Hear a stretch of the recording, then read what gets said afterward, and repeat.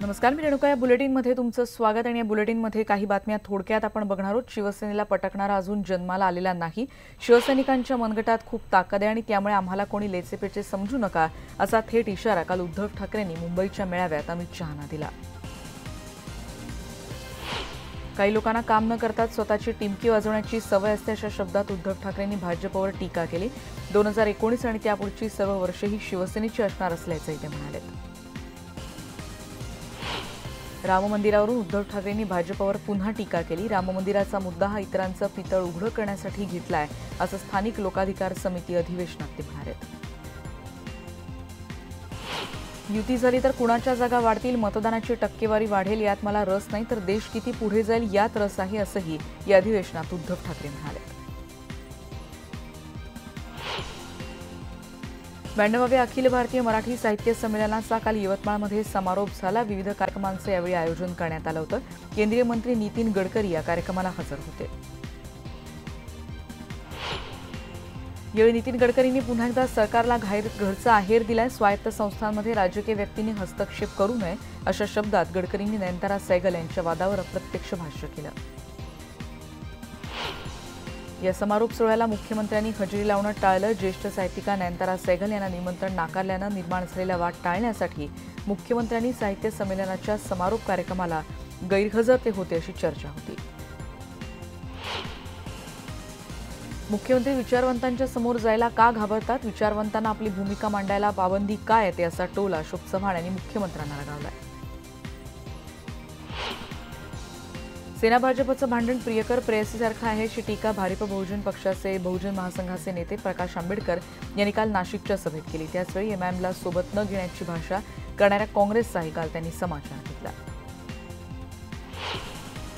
बीडमध्ये आमचा खासदार निवडून द्या, आरएसएसवाल्यांना कायमचं जेलमध्ये टाकतो, असं वक्तव्य काल प्रकाश आंबेडकर यांनी केलंय. हिंदू मुस्लिम दंगली घडवणं हाच त्यांचा एकमेव अजेंडा आहे, असा आरोपही काल त्यांनी केला.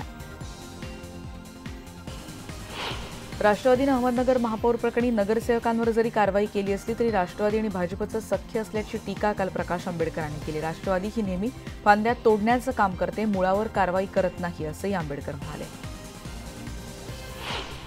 काँग्रेसच्या जनसंघर्ष यात्रेचा नागपुरात काल समारोप झाला. काँग्रेसकडून मोठ्या प्रमाणात शक्ती प्रदर्शन करण्यात आलं.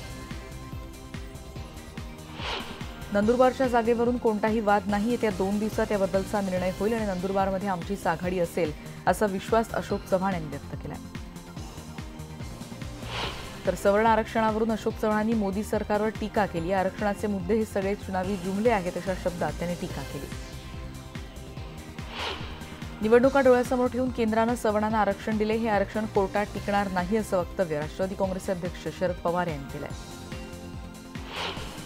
राज ठाकरेंना आघाडीत घेण्याबाबत कोणतीही चर्चा झाली नसल्याचं शरद पवारांनी म्हटलंय. राज ठाकरेंनी शरद पवारांच्या मुंबईतल्या घरी जाऊन त्यांची भेट घेतली होती. कोल्हापूर साताऱ्यातल्या उमेदवारीचा निर्णय झाल्याचं शरद पवारांनी जाहीर केलंय. त्यामुळे खासदार उदयनराजेंची उमेदवारी कायम राहणार असल्याची राजकीय वर्तुळात चर्चा होते. दुबई दौऱ्यावर असलेले काँग्रेस अध्यक्ष राहुल गांधी यांनी न्यूज 18 लोकमतला एक्सक्लुझिव्ह मुलाखत दिली आहे. राफेल विमानाचं कंत्राट एचएलला का दिलं नाही, सीबीआय प्रमुखांची 2दा बदली का करण्यात आली, अशासारखे अनेक प्रश्न राहुल गांधींनी यावेळी उपस्थित केले. जळगावमध्ये गिरीश महाजनांनी पतंगबाजी केली आहे. युवा शक्ती फाउंडेशनच्या वतीनं खानदेश मिल मैदानावर पतंग महोत्सवात ते सहभागी झाले होते. यावेळी अनेक पतंगप्रेमी आपल्या लहानग्यांसह यात सहभागी झाले. या पतंगबाजीनंतर त्यांनी राजकीय विषयालाही हात घातलाय. सध्या भाजपच्या पतंगाचा मांजा मजबूत असल्याचं त्यांनी म्हटलंय. आपण अनेकांचे पतंग कापल्याचंही त्यांनी यावेळी सूचक वक्तव्य केलं. चंद्रपूरची बातमी. विजय वडेट्टीवार आणि नरेश पुगलिया यांच्यातला वाद चव्हाट्यावर आलेला आहे. काँग्रेसच्या सभेला पुगलिया अनुपस्थित होते. वडेट्टीवार यांच्यातल्या वादामुळे पुगलियांना डावलण्यात आल्याची चर्चा रंगत होती चंद्रपूरमध्ये. मुंबईच्या विकास आराखड्याबद्दल केलेल्या आरोपावरून मुख्यमंत्र्यांनी अब्रूनुकसानीची नोटीस पाठवली होती विखे पाटलांना आणि त्यावर डीपीबाबतचे आरोप खरे असून कोर्टानं जर विचारणा केली तर कोर्टासमोर सगळी कागदपत्र सादर करणार असल्याचं आता विखे पाटील यांनी म्हटलंय. पंढरपुरातल्या विठ्ठल मंदिरात नेहमी येणाऱ्या एका चोरट्याला पोलिसांनी ताब्यात घेतलंय. गणेश लोखंडे असं त्याचं नाव कळतंय. मंदिरात येताना नेहमी एक रिकामी पिशवी घेऊन तो यायचा आणि चोरलेला ऐवज त्यामधून तो घेऊन जात होता. वर्चस्वाच्या वादातून पुण्यातल्या दांडेकर पुलाजवळ जनता वसतीत 2 गटांमध्ये चांगलाच राडा झाला. तडीपार गुंडाच्या टोळीनं निलेश वाडकर या सराईत गुंडावर धारदार शस्त्रानं वार करून त्याचा खून केलाय. इतर 2 जण गंभीर जखमी झालेत. पिंपरीतली बातमी एका अनोळखी व्यक्तीचा डीपी बॉक्समध्ये जळून मृत्यू झाल्याचं कळतंय, ज्याचं कारण मात्र अजून कळू शकलेलं नाही. हा अपघात आहे की घातपात याचा तपास सध्या सुरू आहे.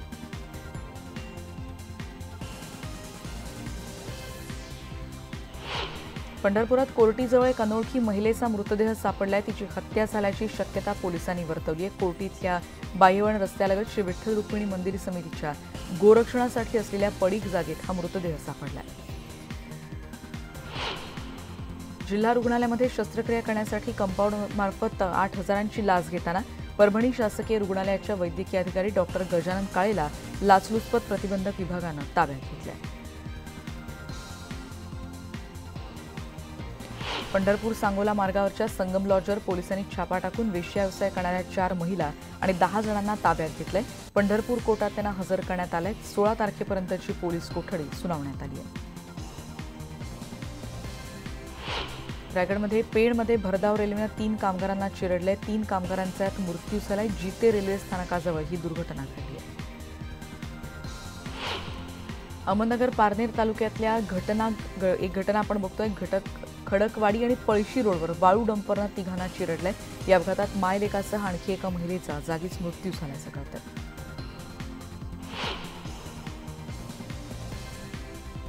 भुसावळमध्ये ट्रकच्या धडकेत 3घांचा मृत्यू झाल्याची माहिती कळते. कन्हाळा फाट्याजवळ हा भीषण अपघात झाला होता. पुणे सोलापूर महामार्गावर इंदापूरजवळ गागरगाव इथे खासगी बस आणि मालवाहतूक करणाऱ्या आयशर टेम्पोचा अपघात झाला. सुदैवाने कुठलीही जीवितहानी झालेली नाही. बसमधल्या प्रवाशांना किरकोळ आणि टेम्पोच्या चालकाला गंभीर दुखापत झाल्याचं कळतंय. जालन्यामध्ये मॉर्निंग वॉकला गेलेल्या एका तरुणाला कारनं धडक दिली. उपचारादरम्यान या व्यक्तीचा मृत्यू झाल्याचं कळतंय. मंठा तालुक्यातल्या मेसखेडा इथली ही घटना आहे. भंडाऱ्यामध्ये पवनी उमरेड कराड अभयारण्यामध्ये वाघ मृत्युमुखी पडल्यानं संतापलेल्या वन्यप्रेमींनी आपला निषेध व्यक्त केलाय. T16 हा राजा आणि T4 ही राही या वाघांना वन्यप्रेमींनी मुंडन करून श्रद्धांजली अर्पण केली. बातमी सांगलीची. उसाच्या FRPसाठीचं आंदोलन सुरूच आहे. स्वाभिमानी शेतकरी संघटनेकडून तासगाव आणि पलूस तालुक्यातल्या 6 साखर कारखान्यांच्या 8 नोंदणी कार्यालयांना टाळ ठोकण्यात आलंय. परभणीत पालकमंत्र्यांच्या विरोधात स्वाभिमानी शेतकरी संघटनेनं आंदोलन केलंय. भयानक दुष्काळ असताना पालकमंत्री उद्घाटन करण्यात मशगूल आहेत असा आरोप यावेळी करण्यात आला. अनधिकृत होर्डिंग्स हटवण्यासाठी हिंगोलीच्या पालिका मुख्याधिकारी रामदास पाटील गेले होते आणि त्यावेळी राष्ट्रवादी युवक काँग्रेसच्या जिल्हाध्यक्षांनी त्यांना दमदाटी केली आहे. अर्थमंत्री सुधीर मुनगंटीवार जिल्ह्याच्या दौऱ्यावर असतानाच काल हा प्रकार घडला.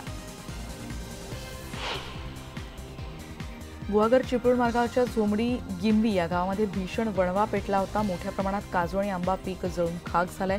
गवतही जळून खाक झालंय. गेल्या महिन्याभरात या भागातली वणव्याची ही 4थी घटना आहे. हिंगोलीतली बातमी. गेल्या काही दिवसांपासून विविध आजारांवर औषधोपचार करणाऱ्या बोगस डॉक्टरची संख्या वाढत चालली आहे. शहरालगतच्या मल्लेश माळी या बोगस डॉक्टरला पोलिसांनी ताब्यात घेतलंय. कोणताही परवाना नसल्याचं त्यानं कबूल केलंय. रत्नागिरी जिल्ह्यातल्या पारंपरिक खर्णे बंदरामध्ये माशांची कमतरता जाणवते. माशांचे दर त्यामुळे वाढलेत. यांत्रिक मासेमारीमुळे माशांचा तुटवडा होत असल्याचा आरोप स्थानिकांनी केला. यवतमाळच्या पुसद इथे दीपक आसेगावकर यांनी गेल्या 54 वर्षांपासून जुन्या नोटा आणि विविध प्रकारच्या पेनचा संग्रह करण्याचा छंद जोपासलाय. 1300 पेन आणि त्याचबरोबर 1.5 लाखांपेक्षा जास्त जुन्या नोटांचा संग्रह त्यांच्याकडे आहे. सोलापुरात प्रसिद्ध सिद्धरामेश्वरांच्या गड्डा यात्रेला सुरुवात झालेली आहे. हे ग्रामदैवत आहे. देशाच्या कानाकोपऱ्यातून यासाठी भाविक हजेरी लावत असतात. तर इंदापूर तालुक्यातल्या बोरी गावात खंडोबा यात्रेला उत्साहात सुरुवात झाली. शेकडो वर्षांच्या परंपरेनुसार खंडोबा म्हाळसा आणि बाणाईच्या लग्न सोहळा देखील रंगतो आहे.